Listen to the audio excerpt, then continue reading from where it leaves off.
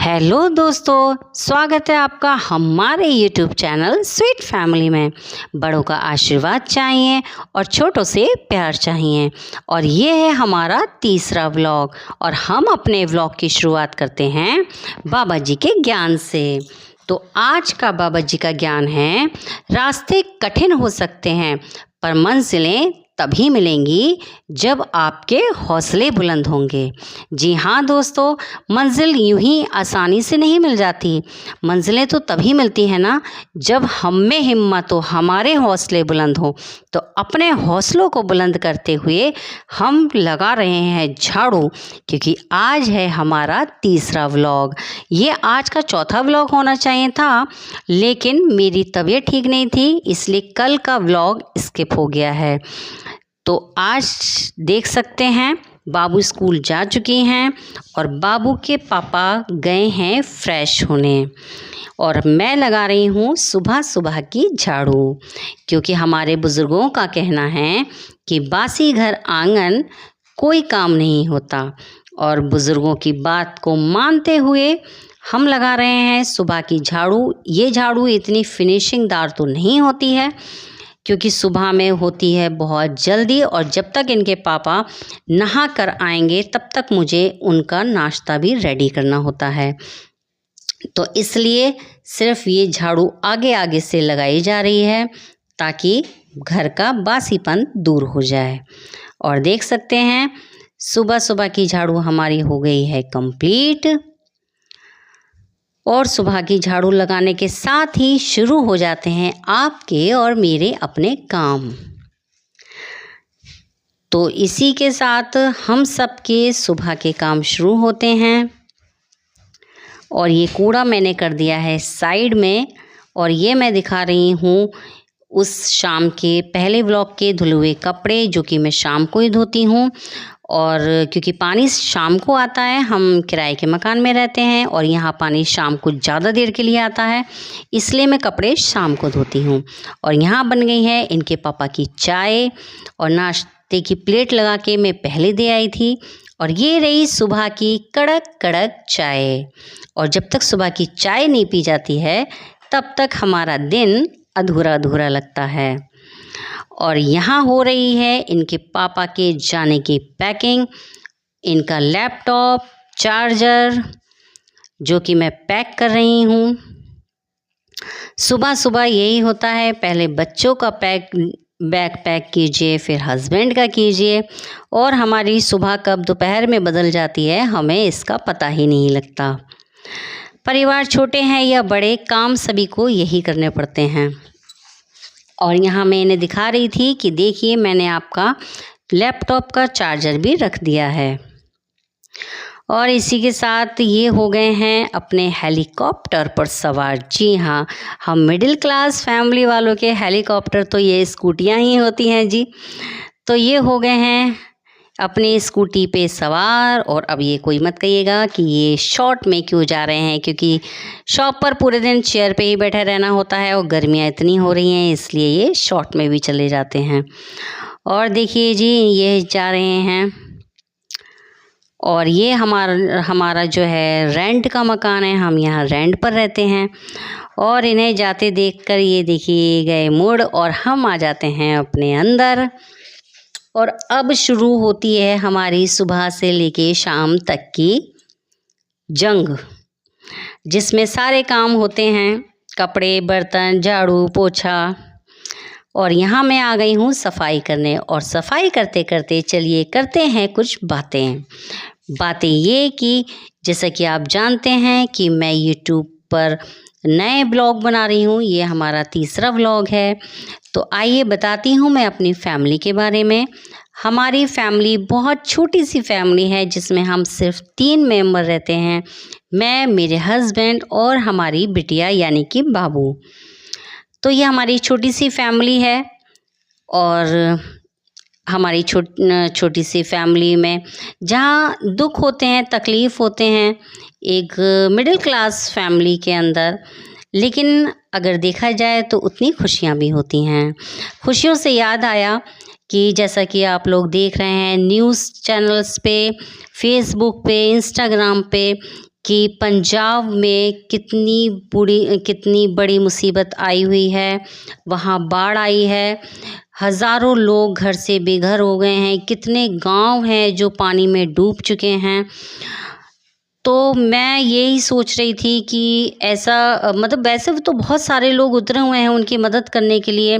कुछ संस्थाएं उतरी हैं, कुछ अपने से खुद से लोग उतर आए हैं। माता रानी ने जिसको जितना दिया है, लेकिन फिर भी कहीं दूर बैठे आप और मैं, हम एक मिडिल क्लास फैमिली जो अपने घर को ही बहुत मुश्किलों से चलाते हैं, वो ये सोच रहे हैं अपने घरों में बैठे हुए कि काश हम भी कुछ कर पाते। तो आइए हम भी कुछ कर सकते हैं। हम क्या कर सकते हैं? हम उनके लिए दुआ कर सकते हैं, हम उनके लिए प्रार्थना कर सकते हैं। तो आइए हम सब मिलकर करते हैं एक प्रार्थना कि माता रानी उन सब लोगों को भूखा उठाए ज़रूर, लेकिन भूखा सुलाए नहीं, क्योंकि भूख एक वक्त में आके इंसान को तोड़ देती है। इसलिए हम सब उस पंजाब में रहने वाले हर जीव, हर इंसान, हर पशु पक्षी के लिए ये प्रार्थना कर सकते हैं कि हे माता रानी हमारी प्रार्थना स्वीकार करें और उन बाढ़ पीड़ितों को जो मुसीबत में घिरे हुए हैं उन्हें आप भूखा उठाइएगा ज़रूर, लेकिन भूखा सुलाइएगा नहीं। अगर हम इतनी सी भी अपनी तरफ से दिल से प्रार्थना करते हैं तो ये हम उनके लिए एक बहुत बड़ा काम कर रहे हैं, क्योंकि प्रार्थना किसी के लिए दुआ करना बहुत बड़ा काम होता है और दुआओं में बहुत शक्ति होती है। ये मैं भी जानती हूँ और आप भी जानते हैं। और देखिए इसी तरह से हमारे कमरे की सफाई शुरू हो गई है। इनके पापा जा चुके हैं, मैंने सुबह का नाश्ता इनके पापा के करने के साथ ही कर लिया था। और देखिए हो रही है साफ़ सफाई। जैसा कि मैंने अभी आपको बताया कि मेरा किराए का मकान है, ये मेरा अपना पर्सनल नहीं है, ये हमारा एक कमरे का मकान है और एक कमरा इसके बराबर में है जो कि स्टोर रूम बना हुआ है। ये कमरा जब हम किराए पे रहते हैं तो हमें बहुत सोच समझ के चलना पड़ता है कि कोई आ जाएगा तो कोई एक जगह ऐसी होनी चाहिए जहाँ हम अपने गेस्ट को या हमारे जानने वाले लोगों को बैठा सकें, जो जगह अच्छी हो, सुंदर लगे। हर इंसान मैं यहाँ पे सिंबल दिखा रही हूँ कि हाँ हो गया। हर इंसान अपनी कैपेसिटी के हिसाब से अपने घर को सजाता है, संवारता है।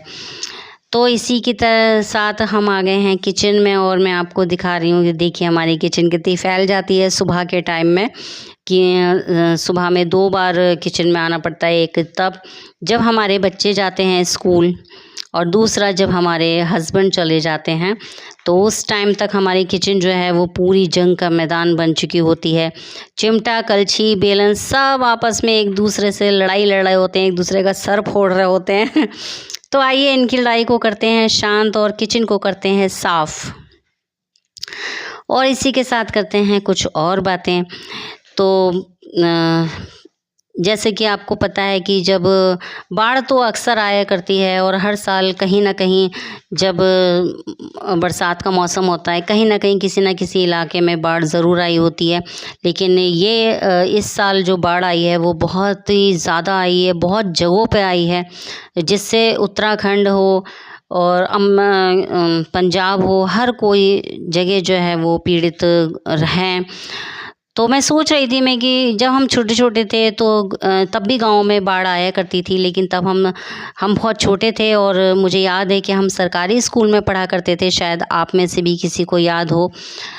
तो जब हम सरकारी स्कूल में पढ़ा करते थे, किसी गांव में बाढ़ आ जाया करती थी तो हमारे प्रिंसिपल जो है छुट्टी के टाइम पे सब बच्चों को लाइन में खड़ा करके कहते थे कि कल जो है आप अपने घर से खाना बना के लेकर आइएगा और फिर हम बाढ़ पीड़ितों को वो खाना पहुंचाएंगे। तो मुझे याद है कि हमारी मम्मी मोमन डाल के नमक अजवाइन की पूड़ियाँ और मिर्च का अचार और आम के अचार के साथ भेजा करती थी। और तब हमारे प्रिंसिपल, एक जगह होती थी जहाँ पे सारे स्कूलों का खाना इकट्ठा होकर जाया करता था, एक ट्रक में या एक वैन में। तो तब हम सब लोग इस तरह से मदद किया करते थे। लेकिन आज लोग अपने आप में इतने सक्षम हो गए हैं। कुछ लोग हैं जो सक्षम हैं, माता रानी की कृपा है उन पे, बाबा जी की मेहर है उन पे कि वो इतने सक्षम है कि वो लोगों की परेशानियों में स्वयं उतर आते हैं। लेकिन फिर भी आप जैसे हम लोग हैं जो दूर बैठे हुए सोच रहे हैं कि हम उनकी मदद किस तरह से कर सकते हैं। तो अगर स्कूलों में ये मुहिम चलाई जाए तो मैं सोचती हूँ कि कोई पेरेंट्स ऐसा होगा जो इस तरह से मदद में नहीं उतरेगा। और इस तरह से आप देख सकते हैं कि मैंने अपना स्लैब बिल्कुल साफ़ कर लिया है। और आज मैंने अपना किचन जो है वो साबुन से नहीं धोया, नहीं तो मैं हमेशा साबुन से इसे क्लीन कर लेती हूँ, उसकी चिकनाई निकल जाती है। क्योंकि ऐसा कोई मैंने खाना बनाया नहीं, जब ज़्यादा चिकनाई की सब्ज़ी बनती है तो मैं अपने चूल्हे को जो है साबुन से साफ़ कर लेती हूँ। और इनके स्टैंड मैं रोज़ धोती हूँ, क्योंकि मुझे ऐसा लगता है कि चूल्हा साफ़ हो गया, स्टैंड नहीं धुला तो कुछ अजीब सा खाली खाली सा लगता है कि ये गंदा रह गया।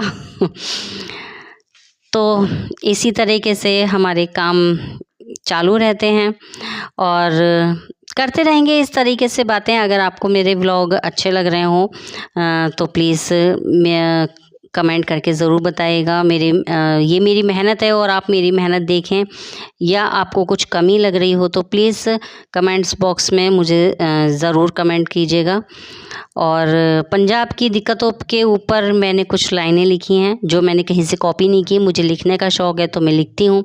और एक ये ज़रिया भी मिल गया है कि मुझे लिखने का शौक़ है पर सुनने वाला कोई नहीं है, तो मैं सोची इस बहाने मैं लिखा करूँगी और आपको अपने ब्लॉग में सुना दिया करूँगी। तो आज मैंने लिखा है ज़िंदगी में दर्द कितना है, ज़िंदगी में दर्द कितना किसको बताऊं मैं, है दिल में है घाव गहरा कितना, सॉरी गलत हो गया, है ज़िंदगी में दर्द कितना किसको बताऊं मैं, है दिल में घाव गहरा कितना किसको दिखाऊं मैं, पड़ गए हैं मौन सारे शब्द, पड़ गए हैं मौन सारे शब्द, है सांसों में है शोर कितना किसको सुनाऊं मैं, तन्हाइयों में रहना अब गवारा है मुझे, तन्हाइयों में रहना अब गवारा है मुझे, भीड़ में है कौन अपना किसको अपना बताऊं मैं। तो अगर आपको मेरी लाइनें अच्छी लगी हों तो प्लीज़ एक लाइक तो ठोक दीजिएगा। और इसी 4 पंक्तियों के साथ देखिए हमारे बर्तन खटाखट धुलाए जा रहे हैं। और इस तरह से हमारी होती है सुबह और पूरा दिन पता नहीं कब बीत जाता है, पता ही नहीं लगता। और देखिए हमारे ये नए व्लॉग हैं, धीरे धीरे आप मुझे जानेंगे, मैं आपको जानूंगी। और अगर आपको मेरे व्लॉग अच्छे लगे हों तो प्लीज़ मेरे चैनल को सब्सक्राइब कीजिएगा, मेरी वीडियो को लाइक कीजिएगा और प्लीज़ कमेंट करना मत भूलिएगा, क्योंकि आप कमेंट करेंगे तब मुझे मेरी गलतियों का, मेरी अच्छाइयों का पता लगेगा। आप सब ने मिलकर और बहुत सारे लोगों को आगे बढ़ाया है इस प्लेटफॉर्म पे, तो एक मैं भी आई हूँ, आप मुझे भी आगे बढ़ाइए। और इस तरह से देखिए बर्तन धुलने लगे हैं। देखिए कोई भी इंसान है जब कोई काम करता है, चाहे वो किसी ऑफिस में हो, किसी स्कूल में हो, किसी भी फील्ड में हो, तो जब तक उसके संग साथ वाले या देखने वाले, समझने वाले जब तक उसका सपोर्ट नहीं करते हैं वो आगे नहीं बढ़ सकता है। और यहाँ पे आ गई हैं बाबू चाय बनाने के लिए, क्योंकि ये सुबह से मेरी तबीयत ठीक नहीं हो रही थी, क्योंकि मौसम ही इतना अप डाउन हो रहा है, कभी बारिश कभी धूप, तो इस वजह से बाबू बना रही हैं चाय। और आप बताइएगा कि आपके शहर में कितनी बारिश हो रही है। बारिश तो हमारे शहर में भी हो रही है, लेकिन माता रानी की मेहर है कि यहाँ पे बाढ़ जैसा ऐसा कुछ नहीं आ रहा है। और देखिए बाबू ने बनाई है कड़क चाय, और चाय बनाने के साथ साथ उन्होंने अपनी मेहनत भी शूट कर ली। और यहाँ आ गए हैं इनके पापा जी, और चूँकि आज मेरी तबीयत ख़राब थी तो आज इनके पापा जी ने बनाई है सब्जी। और ये सब्जी जो उन्होंने बनाई तो मुझे लग रहा था कि बिल्कुल भी शायद ये खाने लायक तो होगी नहीं, लेकिन फिर भी जब आपकी तबीयत ख़राब होती है और आपके हस्बैंड कहते हैं कि नहीं तुम बैठो मैं कर लूँगा, तो उस टाइम पे वो जो कुछ भी बना लें वो अच्छा ही लगता है, क्योंकि हमें उस टाइम उनका स्वाद नहीं दिखता, हमें उस टाइम उनकी मेहनत दिखती है, उनका वो प्यार दिखता है जो शायद हस्बैंड कभी भी शब्दों में बयान नहीं कर सकते। तो उनका इतना ही कहना बहुत था। और यहाँ पे उन्होंने डाले खड़े मसाले, प्याज, टमाटर, और इस तरह वो भून रहे हैं। और यहाँ पे डाला उन्होंने नमक, ताकि प्याज और टमाटर अच्छे से गल जाएं। और जी उन्होंने जितनी फ्रिज में सब्जियां रखी हुई थी वो थोड़ी थोड़ी सारी सब्जियां काट के इसमें डाल दी हैं। अभी आप देख सकेंगे कि उन्होंने यहाँ डाले हैं उन्होंने मसाले, जिसमें है हल्दी, मिर्च, धनिया, थोड़ा सा नमक वो पहले ही डाल चुके हैं। और यहाँ पे उन्होंने मसाले को चला लिया है। और वाकई में सब्ज़ी बनने के बाद बहुत टेस्टी लगी थी, बहुत अच्छा टेस्ट आ रहा था। और ये डाला उन्होंने नमक दोबारा से, क्योंकि अब प्रॉपर नमक उन्होंने डाला है। और यहाँ पे उन्होंने बनाई हैं सब्जियाँ, देखिए बीन्स है, लौकी है, तुरई है, बैगन है, शिमला मिर्च है, जितनी उनको सब्ज़ी मिली फ्रिज में उन्होंने सभी इसमें डाल दी, थोड़ी थोड़ी थोड़ी थोड़ी करके। अब इस सब्ज़ी को क्या नाम देना चाहिए ये आप मुझे बताइएगा। और वो सब्ज़ी वाकई में बहुत अच्छी बनी थी, क्योंकि देखिए हस्बैंड जी ने मेहनत करी थी। तो सब्ज़ी कभी कभी वो कहते हैं ना कभी कभी स्वाद आ ही जाता है।